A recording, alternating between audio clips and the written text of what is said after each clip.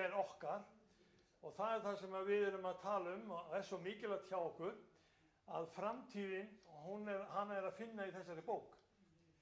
Og það svo stórmerkilegt að vita það að Guð hefur áætlun bæði með þig og mig, með þessa veröld og næstu veröldina. Hann ekki að skapa okkur til þess að við verðum bara eins og einnota umbúðir, verðum bara hér á þessari jörð og síðan búið, síðan bara fleygt og svo verður jafnvel ekki nein endurvinnsla. Guð skapaði okkur til þess að við ættum samfélag við hann í tíma og rúmi og alla eilífð. Og það svo mikilvægur þáttur í kristninni að við skiljum það að Guð hefur þegar sett þessa áætlun í gang að hver sem á hann trúir glatist ekki, heldur eignist eilíft líf. Og eilífa lífið alveg rosalega langt. Ég stend á ákveðnum tímamótum núna, eins og náttúrulega allir gera.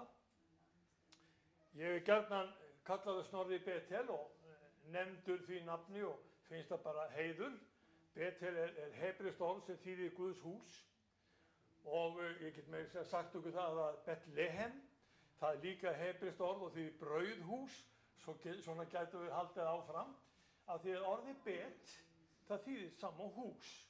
Og svo kemur Guð eða Lehem, það brauð, og ef þið farið til Ísrael, svo farið í bakarið og byggjum Lehem, það fáið þið brauð en ekki hús. Svo það gott fyrir ykkur að vita aðeins í hebresku hvernig orðin eru samsett. Og þeir hafa þetta alveg svo við höfum það, þeir taka orð, skeyta þeim saman og búa til nýtt orð. Þess vegna erum við, okkar nöfn, bera þess merki að við berum jafnvel tvenns konar merkingu bara í okkar eigin nafni. En það aldarafmæli sem við höfum núna þessa helgi að Betel var stofnað. Það var stofnað fyrir 100 árum og það fyrsti hvítasunnu söfnuðurinn á Íslandi. Og þetta eiginlega, þetta merkir þetta því leytinu til að við höfum 2 söfnuðir sem hafa verið stofnaðir mjög snemma á síðustu öld. Það voru adventistar og hvítasunnumenn. Og þeir hafa verið stofnaðir án þess að ríkið komi nokkuð að því að reka þessi söfnuði. Við höfum bara gert það sjálf. Og þess vegna erum við með til það samskot hérna inni, bara þú megir taka þátt, þú megir vera með og svona erum við búin að fjármagna starfið alveg í heila öld. Fyrir 100 árum þá stóðu hvítasunnumenn frammi fyrir því að sveifla þessu orði og tala vilja Guðs og þeir töluðu til íslensku þjóðarinnar meðal annars til að hreinsa hana af spiritisma. Það var ekki vel séð í Biblíunni að menn væri að leita til andasæringamanna og vera með spásagnir og tala við hina dauðu vegna hina lifandi. Þetta þótti náttúrulega allt og gróft. Og þetta gerði það verkum að við vorum kallað sértrúar og ofsatrúar og bókstafstrúar, nefndu það. Við fengum alla þessa titla á okkur og við erum ennþá með þessar orður, við erum kalluð alls konar nöfnum. En það var prestur, vinur minn, sem sagði við mig, þá vorum við staddir í Vopnafirði. Ég kendi það fyrstu 2 árin mín. Við vorum þá að byrja hjúskapinn okkar ég og Hrefna-Brynja og það var alveg dásamlegur staður að fá að kynnast Vopnfirðingum. Því að þá gerðist það til dæmis hjá mér að þegar ég kynntist Vopnfirðingum, þá átti annar hver maður ættingja í Vestmannaeyjum. Og ég sem hélt að þeir væru bara Vestmannaeyingar að uppruna. Nei takk, þeir voru sko Vopnfirðingar, höfðu komið að vertíð til Eyja og voru þar og höfðu ennþá tengslin heim. Nema ég var bara hjartanlega velkominn á þennan stað. Svo sér að Haukur Ágústsson, hann var prestur á Hofi og við kenndum saman og það var mikið spjallað og oft slegið á bæði alvörustrengi og léttastrengi. Svo kom hann stundu til mín. Þá vorum við með biblíulestra í Hvítasunnkirkjunni og Vopnafirði og við létum orðið tala. Við vorum að lesa saman Guðs orð og hann kom og það var svo sem ekki alltaf á öllum stundum sem hann kom, en hann kom á og til. Svo segir það við henni eftir eina stundina, veistu það Snorri? Þjóðkirkjan eða kristnin á Íslandi, hún á það að þakka að því hvítasunnumenn, þið fóruð að tala gegn spiritisma.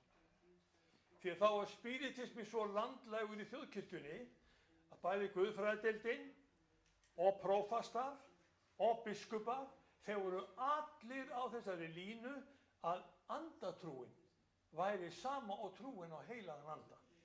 Og þeir bara vissi ekki betur. Þeir voru að leita til miðla og spásagnamanna og það voru fundir, ég meiri segja, hjá forseta Íslands, þar sem voru skyggni-lýsingar. Sveinn Björnsson hélt þarna fundi, þetta var svo gegnusýrt samfélagið. Þá komu hvítasunnumenn, bethelingarnir, með orðið og segja, þetta er ekki leyft, þetta er bannað, og við tökum alveg eftir því að Guðs orð það er sýnt og sannað, hvað oss er leyft eða bannað, það skal þitt leiða ljós. Og hvítasunnumenn hafa haft þetta að marki að við látum orð Guðs ráða. Þess vegna erum við líka stundum kölluð bókstafstrúar og það er allt í lagi með það. Við þurfum ekkert endilega að fara í flækjugang með það að þú skalt ekki stela. Það er bara mjög einfalt og við erum alveg bókstafstrúar í þessu. Þú skalt ekki morðfremja. Við erum alveg bókstafstrúar þar en þú. Hvernig gengur að halda þessa reglu? Við erum það sem að Guðs orð er að segja við séum. En þetta var ekki fyrsta skipti sem að kristnin lenti í ógöngum eins og í upphafi síðustu aldar þegar hún var að taka inn spiritismann og andatrúna. Ógöngunar höfðu byrjað mjög snemma og ég ætla aðeins að fá að fara með ykkur í svona þekkinguna og orði Guðs og við skulum koma saman í Mattheusar Guðspjall, það sé ekki 16. kapitúli og þá er Mattheus að segja okkur frá því þegar hann kallaði lærisveina sína saman og þeir fóru á mjög skemmtilegan stað upp að rótum Jórdanár. Það er Mattheus 16. Þessi staður er kallaður Caesarea Philippi og þetta var mikill fórnarstaður á dögum Jesú Krists. Og þarna var pandyrkun í gangi og þarna komu Grikkir til þess að dyrka sinn Pan-guð, en Jesús fór með lærisveina sína þangað og þá segir ritningin svona frá í 13. versinu: þegar Jesús kom í byggði Caesarea Philippi, spurði hann lærisveina sína, hvern segja menn mannssonin vera? Þú veist, það er bara eins og þeir hafi sest þetta niður. Ég sé þetta alveg í anda því að ég hef verið þarna nokkru sinnum í Caesarea Philippi og áin Jórdan, hún streymir þarna grjótið og það er svona klíður í loftinu. Mjög skemmtilegt og fallegt að vera þarna og Jesús er auðvitað á góðum stað. Það er ekki sagt að það hafi verið neitt nesti, bara settust niður og að tala saman. Hvern segja menn mig vera? Og þurfti hann að vita hvað almenningsálitið væri. Og það stóð ekki á svörum. Þeir svöruðu sumir Jóhannes skírara, aðrir Elía og enn aðrir Jeremía eða einn af spámönnunum. Þið vitið, menn höfðu skoðanir á hver Jesús var. Og þetta er svo athyglisverður þáttur, hvern segja menn mig vera? Þetta er búið að vera fylgifiskur kristinna trúar að menn hafi einhverjar skoðanir á honum. Ég veit ekki endilega hvort að við öll erum sömu skoðunar. Hver er Jesús? Já, þetta er merkilegu maður. Já, þetta er sögupersóna. Var hann til? Heyri sviðan hjá mörgum. Já, var hann til?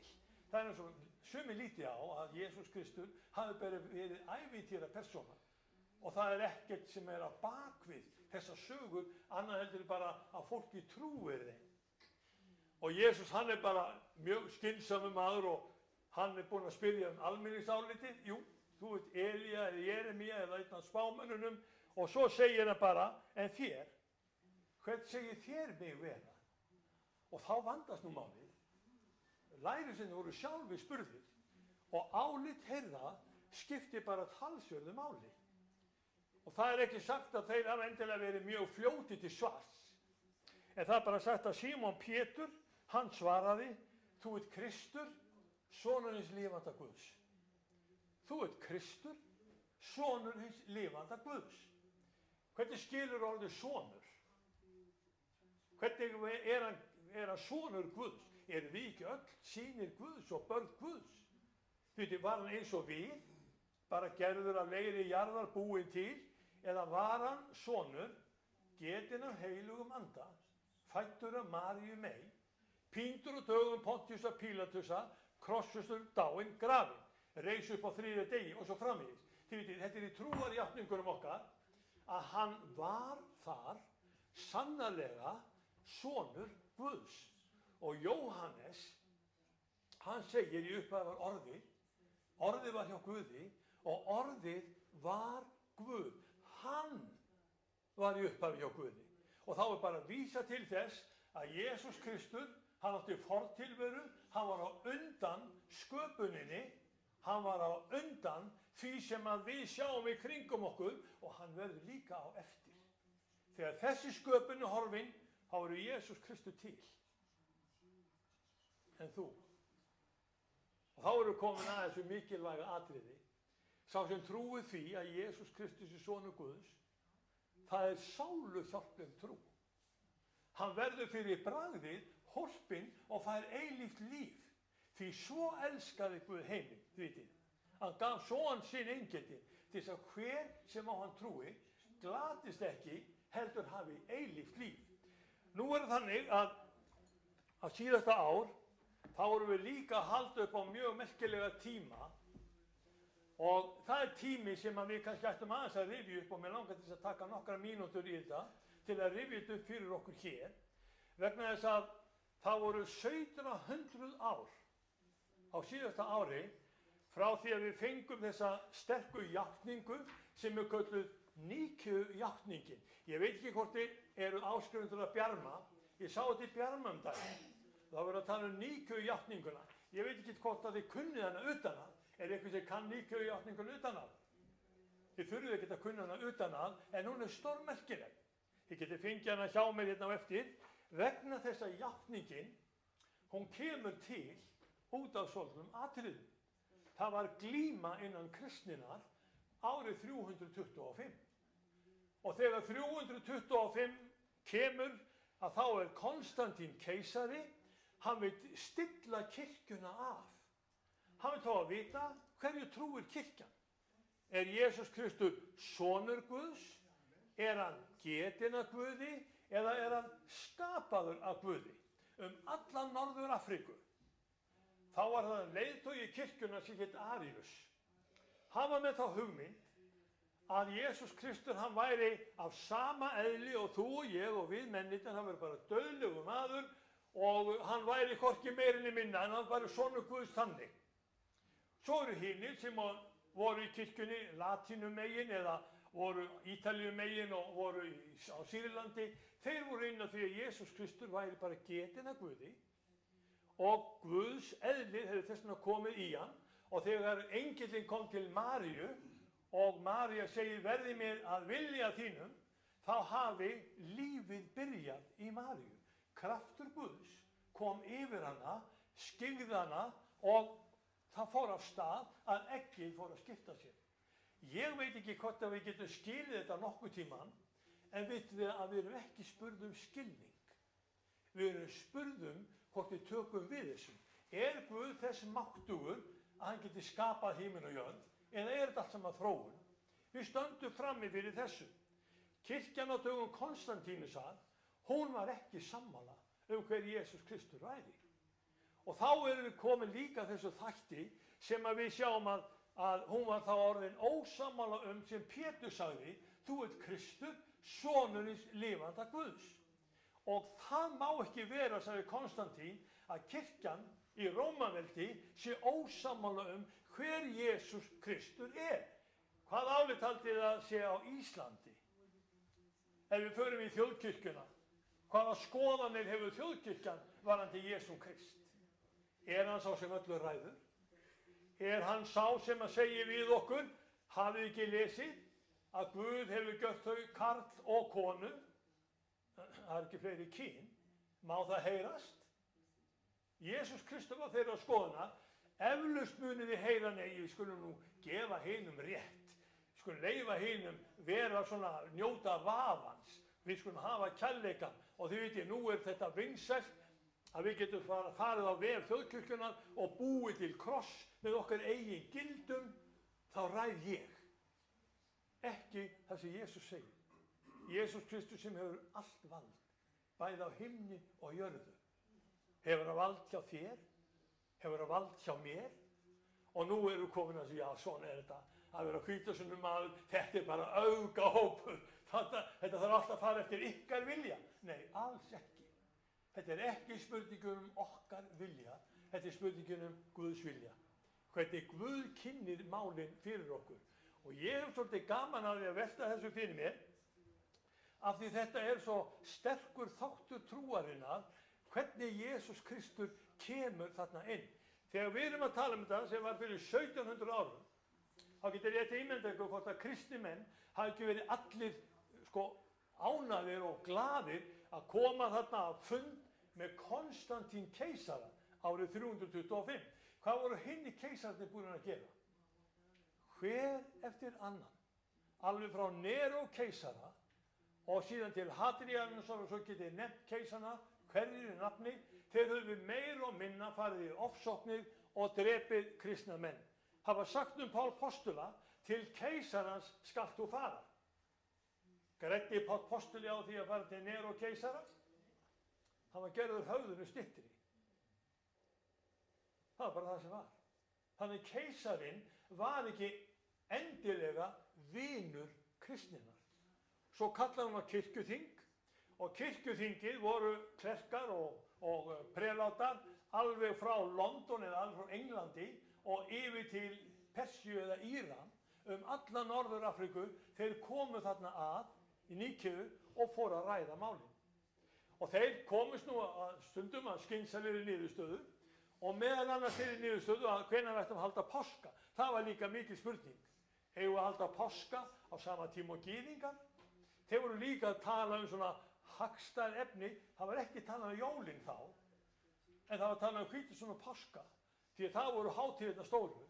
En svo kom niðurstaðan, og niðurstaðan var þessi Níkeu-játning, sem segir svona, ég trúi á einn Guð, föður almáttugan, skapara himins og jarðar, allsins sýnilega og ósýnilega, og einn drottinn Jesúm Krist, Guðs einkason, sem föðurnum fæddur frá eilífð, Guð af Guði, ljós af ljósi. Og takk eftir þessari setningu, Guð af Guði. Og hér komin játningin, svo sama, og Pétur sagði við Jesúm Krist, við sérsæði við Filipi, þú ert sonurins lifanda Guðs, Guð af Guði.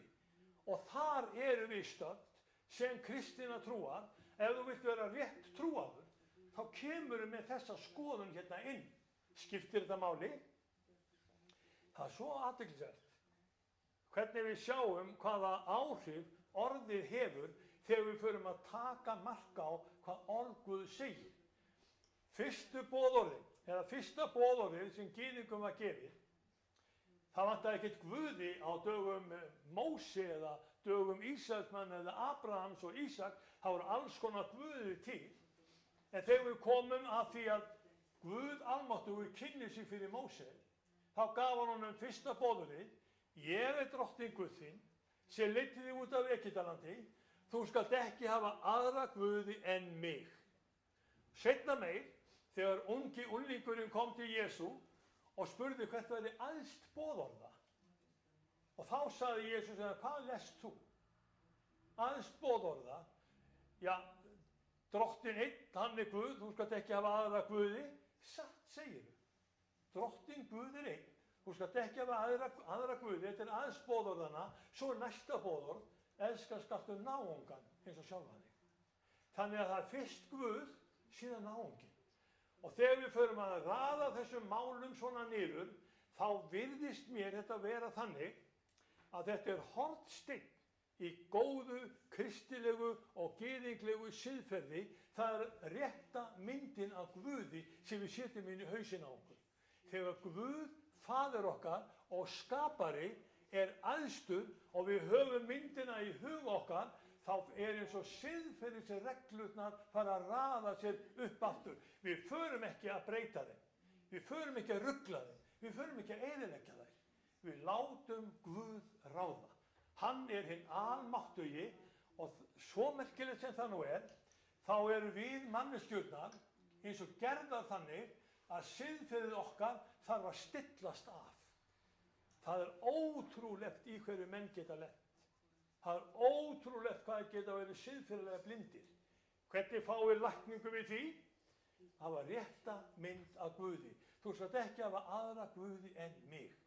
Og við tökum mark á þessu stórkostlega orði sem að hafði þau áhrif að til dæmis kirkjuþingi í Níkeu, það kemur út sem skynsum stofnun vegna þess að þeir byrjuðu á því að segja Guð einn. Hann þríeinn. Skiljum við endilega þrenninguna? Nei, ekki endilega. Við getum ekki endilega útskýrt allt. En þó vitum við, Mattheus talar þetta, þegar Jesús Kristur skýrður, ef að koma aðeins í Mattheus og Guðspjall, 3. kapitula, og þá komum við að athöfninni, þegar Jesús Kristi dýft niður í vatnið. Það vers 13, og það kannski aðalega 16. versi 3:16 í Mattheusi, sem skiptir máli. Þá kemur Jesús frá Galileu að Jórdan til Jóhannesar að taka skírn hjá honum. Jóhannes vildi varna honum þess og sagði, mér þarf að skýrast að þér og þú kemur til mín. Jesús svaraði honum, lát það nú eftir, þannig ber okkur að fullnægja öllu réttlæti. Og hann lét það eftir honum. En þegar Jesús hafði verið skýrður og hann steg jafnskjótt upp úr vatninu, að þá opnust himnarnir. Og hann sá anda Guð stíga niður eins og dúfu og koma yfir sig og rödd kom af himnum, þessi minn elskaði sonur sem ég hef velþóknun á. Jesús nýkominn upp á vatninu, rennandi blautur, átti til að þurrka sér því að vatnið hafi umlukið hann allan. Heilagur andi kemur yfir hann sem dúfa og svo kemur röddin af himnum. Skiljum við þríeinan Guð, að hann var þarna einn, Jesús, heilagur andi og Faðirinn. Þetta það sem að þau sáu í Níkeu, en menn voru ekki allir saman. Þeir voru líka inn á því að það var eitt og annað til sem að þurfti nú að kannski að útskýra öll betur, og Arius frá Norður Afríku, hann trúlega frá Líbíu, hann var meira sér löðrungaður á þessu þingi vegna þess að hann var svo þrjóskur. Hann vildi ekki viðurkenna að Jesús Kristur væri Guð getinn af Guði. Hann væri nákvæmlega eins, nákvæmlega eins og Jóhannesar Guðspjalli segir að vera. Að hann var í upphafi var orðið og orðið var hjá Guði og orðið var Guð. Hann var í upphafi hjá Guði. Og þessi setning, þessi kenning í Jóhannesi 1 bendur okkur svo ríkulega á hvernig tengingin við Jesúm Krist og Guð almáttugan, og þess vegna segjum við skamlaust. Og við erum ekkert að hika við það að segja, þegar Jesús Kristur dó, þá var það Guð sem lagði sjálfa sig í sölurnar fyrir þig og fyrir mig. Þegar Jesús Kristur fæddist, þá var það Guð sem steg inn í mannlegan heim. Það var Guð sem gekk á meðal okkar, og það er Guð sem kemur með sinn heilaga anda yfir okkur, yfir þessa stundi sem við erum með, svo við mögum vexa með hann og tilbyrja. Og við mögum vita það að vængja þýtur heilags anda, hann megi líka komið við þig og mig. Er þetta vont fyrir okkur í Keflavík að heyra þetta? Er þetta slæmt fyrir Ísland? Er þetta hættulegur boðskapur sem við þurfum helst að gera eins og Þorgerður Katrín gerði? Hún skrifaði kristifræðina í burtu frá grunnskólanum. Jú, þá voru ekkert allir sammála því að við kennarar værum að leiða börnin í bæ. Ég man það svona 1979. Ég var að kenna 10 ára börnum. Við varum heim í Vestmannaeyjum. Ég var þá líka þekktur sem Snorri Betel. Á hverjum einasta morgni þá byrjum við með faðir vor. Og það var möglunarlaust. Allir fórum með faðir vor og við báðum Guðum að blessa þennan dag. Svo kallar skólastjórinn í mig og segir, heyrðu, það nú verið að kvarta yfir þessu bænakvaki hjá þér. Jæja, segi ég, er það eitthvað almenn kvartu? Nei, ég sagði bara við þennan föður, veistu það, þetta er bara alsíða hjá okkur í barnaskóla Vestmannaeyja, að kennarar þeir leiða börnin í bæn og byrja daginn með bæn. Já, segir hann. Ég held að þetta væri bara sér trúnaður eða átrúnaður hjá þeim í Betel. Við fórum bara með faðir vor. Bænina sem Jesús kendi okkur. Og af því ég var ekki innan þjóðkirkjuna, þá var ég orðinn álitinn, jafnvel hættulegu maður, trúarofstæki komið. Þið vitið, álit manna mætir okkur líka, og það var það sem að mætti Konstantín keisara. Hvaða álit eiga menn að hafa á kristninni? Eigum aðeins að lesa meira, hvað er sagt við okkur? Guð af Guði, ljós af ljósi. Svo segir hann, fyrir hann er allt skapað. Takk fyrir, þú líka. Við erum sköpuð fyrir hann. Hefur hann rétt á að gera einhverja kröfur á okkur? Má hann segja við þig, heyrðu drengur minn, komdu og vertu eins og ég vil á sér. Heyrðu strákur minn, komdu og sestu hjá minn og ég kenna þér. Og Jesús Kristur, hann tók læri sína svona út úr mannfélaginu til þess að kenna þeim að vera eins og hann er. Vegna voru mannana og voru að sáluhjálpar, steiga niður að himni, klæddist holdi fyrir heilagan anda að Maríu mey og gjörðist maður. Hann var á krossfestur fyrir oss á dögum Pontiusar Pílatusar, píndur og grafinn. Hann reis upp á þriðja degi samkvæmt ritningunum, og takk eftir, samkvæmt ritningunum. Þetta er nákvæmlega eins og postuli leggur málin fyrir okkur í 1. Korinthubréf 15.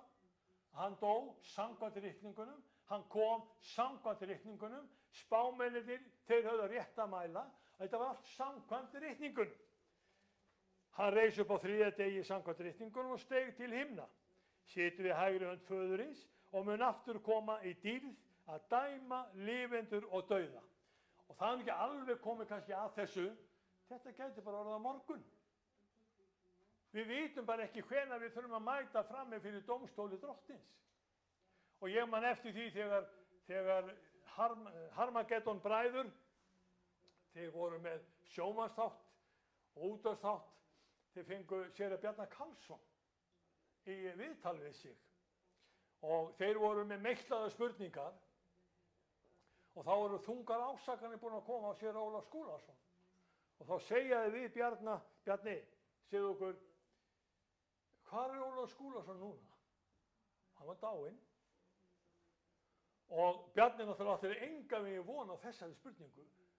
Hvar er Ólafur Skúlason núna? Auðvitað stóð Ólafur Skúlason bara frammi fyrir hásæti drottins. Auðvitað stóð hann frammi fyrir dómstól hans. Auðvitað þurfti hann að gera upp líf sitt við Guð almáttugan, alveg eins og þú og ég. Hvernig ætlar þú að vera á þeim degi þegar við stöndum frammi fyrir Guði almáttugan, skapara heimins og jarðar? Hvað ætlar að segja? Ætlar að segja, ég er nú búinn að fá fálkaorðuna, sko. Ég er nú búinn að vera nokkuð góður því til. Nei, það verður ekkert að þessu gilt. Það verður aðeins hægt að segja, ég stend hérna bara frammi fyrir þér með vini mínum, syniðinu Jesú, og taka sinni öxlina á honum.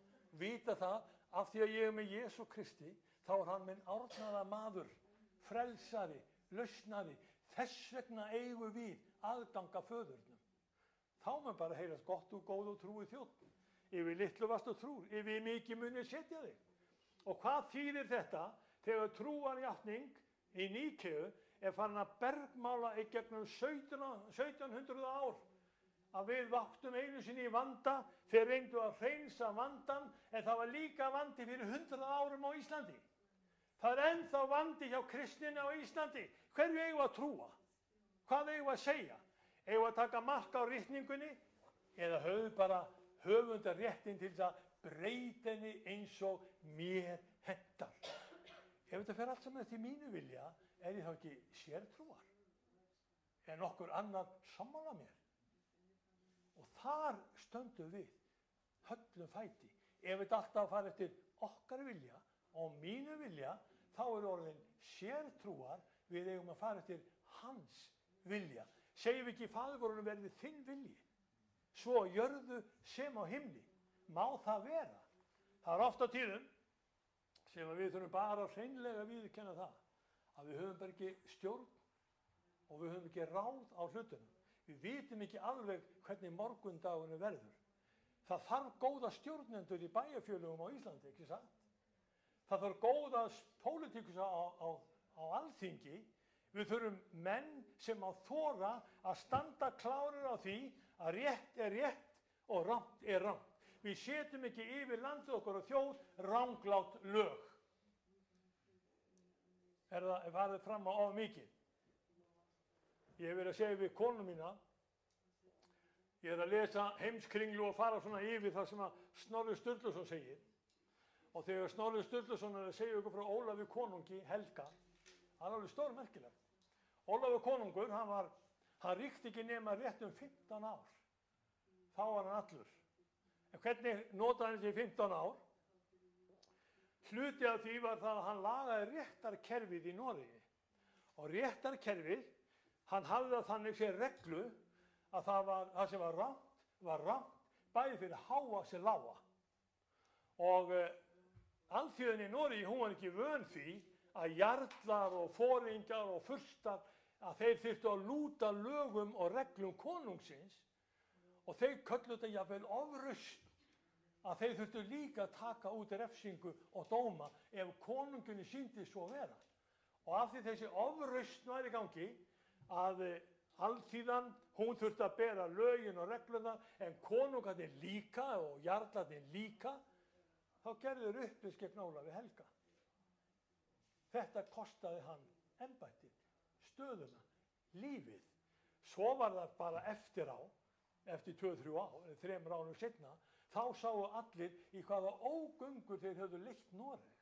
Þeir höfðu tekið góðan, réttlátan konung, drepið hann og sátu síðan uppi með Svein, konung Knútsson, og sá Sveinn var danskrar ættar, og þeir komu þeirri reglu á í Noregi að það þurfti 10 norðmenn til þess að vitna á móti einum Dana. Daninn hafa svona miklu æðri og miklu öflugri og miklu voldugri, og konungurinn tók mark á því sem Daninn sagði, ekki endilega 10 vitnum norðmanna. Og þá sáu þeir hvað það var svakalega erfitt að hafa mist af þessu. En við erum komin líka að því, átt okkur á, að þessi vitnisburður okkar Jesum Krist, hver hann og hvað hann hann á erindi til okkar, trúi ég. Og þá ætla ég að biðja ykkur ég ætla að biðja hana í síðustu glæruna, og þið kannski sjá hana hérna, vegna þess að Arius, honum var mokað út úr kristninni, getum við sagt. Og ég fekk þessa mynd, sett það aftur upp. Já, ég fekk þessa mynd vegna þess að þið sjáu að þetta er skrifað á arabísku, þarna fyrir ofan. Er einhvern sem les arabísku hérna? Þá get ég sagt hvað sem Þannig að ég miklu frjálsar af því. En á arabísku er þetta skrifað hringinn í kringum, þessa ómannmosku, gullkúpulinn á Mustilshæðinni. Við Búddi höfum verið þarna og séð þetta. En það stendur, Allah er einn og Allah á engan son. Og þetta er svolítið athyglisvert. Þetta er sett upp svona 690 eftir Krist. 300 árum eftir að Níkeu-játningin var gefin. Hugmyndir Ariusar, þær voru geymdar á meðal Araba og þjóðana sem byggðu Norður-Afríku og Araparíkin. Þau voru þannig að ennþá var Jesús Kristur bara sonur Guðs eins og hver annar maður, skapaður af Guði að leiri jarðar, og þess vegna eru múslimar. Þeir eru með þessa kenningu sem var mokað út úr kristninni á dögum Níkeu-játningarinnar, 325. Hvað ætli sé annað í gangi á Íslandi? Það er heilt trúfélag sem kemur frá Ameríku og vottar Jehóva. Þeir eru alveg sama sinnis og múslimar, að Jesús Kristur er ekki sonur Guðs, hann er ekki getinn af Guði, hann er ekki Guð af Guði, nákvæmlega í þversögn við það sem Biblían er að segja okkur. Jesús Kristur er sonur Guðs, getinn af Guði, Guð af Guði, enda hvert fór hann þegar hann steig til himins?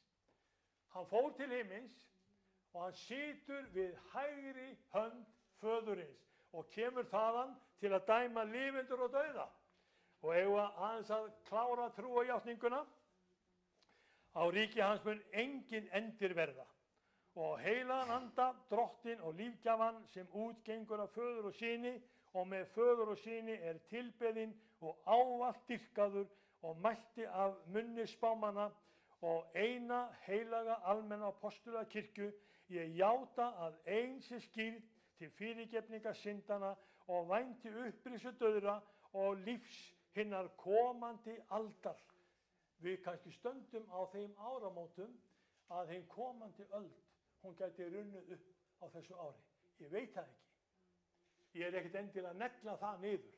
Ég þykist ekkert vita neitt betur heldur en aðrir menn. En framtíðin er svona hjá okkur. Við vitum að þessi trú á Jesú, hvaða hugmyndir við höfum hann, þetta er sáluhjálpleg trú. Jesús Kristur er sonur hins lifanda Guðs. Heyri amen. Og náð drottins Jesú Krists, kærleiki Guðs og samfélag heilags anda veri með ykkur öllum í Jesú nafni. Við skulum rísa á fætur, við skulum biðja aðeins saman. Drottinn, þakka þér fyrir elskaði Herra, við viljum taka á móti einu gróðursetta orði. Við viljum taka á móti þér af því þú ert sonur hins lifanda Guðs. Og takk Drottinn minn og þú hjálpa okkur til þess að við höldum réttum skilningi og réttri mynd í hug okkar, því eins og þú ert Drottinn minn, þannig er Guð. Og eins og Guð er, þannig ert þú. Við viljum játa þig, við viljum lifa þér, við viljum að þú verið Drottinn, hinn heilagi frelsari í okkar lífi. Heyri amen við þessu. Megi Drottinn sannarlega vera með ykkur og blessa ykkur ríkulega, og hann Kitti ætla núna að taka við og það getur vel verið að hann komi ykkur á rúsinu í pilsvendanum. Gjörðu svo vel, Kitti mín. Amen. Ester mín, þakka þér innilega fyrir að hafa verið að þýða mig. Þetta er svolítið erfitt. Já. Við nefnilega þýðum þetta því við erum að senda þetta út. Megi Drottinn blessi ykkur. Amen. Takk fyrir þessna mín. Jesús Kristur er Drottinn minn. Hann er frelsarinn minn. Amen. Amen. Það er það sem málið snýst um. Persónuleg afstaða til Jesú Krist. Í vinnunni var sagt um mig hérna í gamla daga, ég var einhvern veginn að tala við einhvern Drottinn og þá segir eitt vinnufélagi minn við mig, já, presturinn sér þetta fyrir mig. Annar vinnufélagi spurði mig, hann vissi að ég var hérna niður frá leiti þessa kirkju og hann sagði, hvernig getur þú verið prestur og ekki með skegg? Þannig að það er svo margar hugmyndir kristna trú en þetta snýst allt það að ég trúi sjálfur. Ég get ekki trúa fyrir aðra, þú getur ekki trúa fyrir aðra, en þetta er spurning að ég vilji fylgja Jesú Kristi. Amen. Þú syngja einn lítinn kór, það er kaffi hérna og vöfflur og rjómi uppi og eftir. Já, það lifnar yfir mörgum. En syngjum hérna bara, syngja hérna aftur kórin Power and honor we give unto you.